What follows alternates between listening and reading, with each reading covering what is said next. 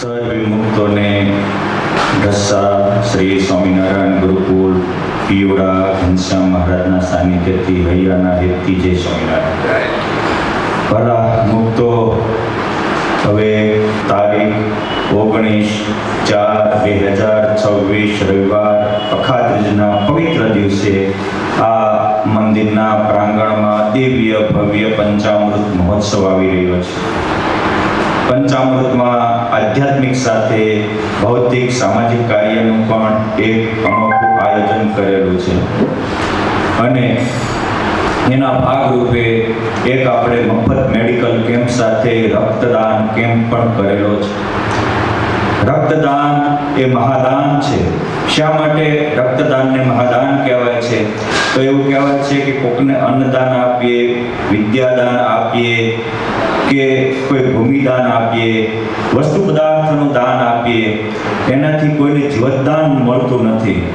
પરંતુ રક્તદાન કરવાથી વ્યક્તિનું રક્ત નષ્ટ થતું નથી. કુદરતના ક્રમ પ્રમાણે અનંત ગણું પાછું પરમાત્મા આપે છે, પરંતુ એક વ્યક્તિને એનાથી જીવતદાન મળે છે. માનવતાનું પહેલું પગથિયું એ પરોપકારિતા છે અને રક્તદાનથી આપણામાં માનવતાના પહેલા પગથિયાનું નિર્માણ થાય છે. એક યુવાન અચાનક બીમારીનો ભોગ બન્યો, મરવા પડતો તો ડૉક્ટરે કહ્યું કે કોઈનું એમની એ પોઝિટિવનું લોહી છે, જો મળી જાય તો એનું જીવન બચી જાય. એ જ વખતે ત્યાં ઉભેલા એક ભાઈ, એને આંખની પણ ઓળખાણ નહોતી કે ડૉક્ટર સાહેબ મારું બ્લડ તપાસો. એ નીકળ્યું અને તરત જ એને પોતાનું બ્લડ આપ્યું.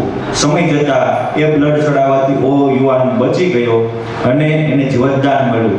અમુક સમય પછી જ્યારે ભેગા થયા ત્યારે એને કહ્યું કે મારે તમારે તો આંખની પણ ઓળખાણ નહોતી, તો પણ તમે મને કેમ બ્લડ ત્યારે આપ્યું?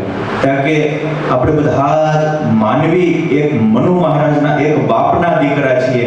આજે ભલે આંખની ઓળખાણ ન હોય, પરંતુ આપણે આખી તો માનવતાનો સંબંધ છે અને માનવતાનું પ્રથમ સોપાન એ રક્તદાનથી પણ વ્યક્તિ કરી શકે છે. આપણું થોડું રક્ત અનેકનું જીવન બચાવી શકે છે.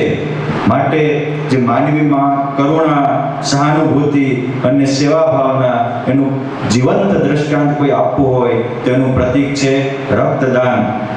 દુનિયામાં અનેક પ્રકારના દાન છે, પરંતુ આપણા એક બ્લડના ટીપાથી કોઈનું આખું જીવન બચી શકતું હોય તો એનો આપણે પ્રામાણિક પ્રયાસ કરવા માટે આ પંચામૃત મહોત્સવમાં 19 તારીખે સાંજે 4 થી રાતના 7 વાગ્યા સુધી બ્લડ ડોનેશન કેમ્પ રાખ્યો છે.